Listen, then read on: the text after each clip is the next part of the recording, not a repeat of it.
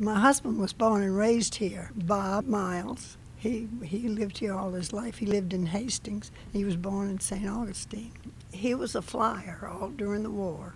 And when he got out, he went to William and Mary on the GI Bill. He decided he didn't want to go back to a military school, having been in the Army 4 or 5 years. So he went to William and Mary, and that's where I met him. He got his degree in biology, and then he went to Florida State over on the West Coast and got his master's in marine biology. And so he knew everything there was to know about the ocean and fish. And they used to call him the educated fisherman. He was looking for a job, and nobody knew what marine biology was in those days. And he couldn't find a job anywhere.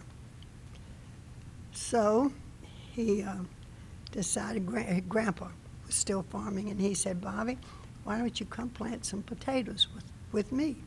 So we rented 20 acres from him and started farming. He couldn't get a job, and so we sold everything we had except that beach lot, and he went to Memphis to Southern College of Optometry. We were still, when we were trying to get the office going to Daytona. Grandpa had died, and Grandma was she inherited the farms, of course, but she couldn't farm them. So Bob was farming the farm and trying to get his office going and teaching school. He always said he would never borrow money to plant potatoes. And lo and behold, we had to borrow money. And we planted the potatoes. And on the 29th day of February, we had a hard freeze and lost every potato. So we were getting deeper and deeper in debt. So the next year we had to we had to borrow money.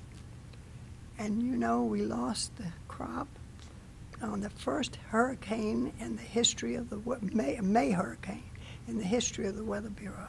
And we were so far in debt, we didn't know what we were going to do. But we stayed at it, plugging. And the third year, we made more money than we'd ever seen in our lives. We paid off all the bills, and by the time we paid taxes, my husband said, this will never happen to me again. And we formed a subchapter S corporation, and the children got all the proceeds from the farming. He said, just don't lose your faith. Keep your faith. So that's what we did.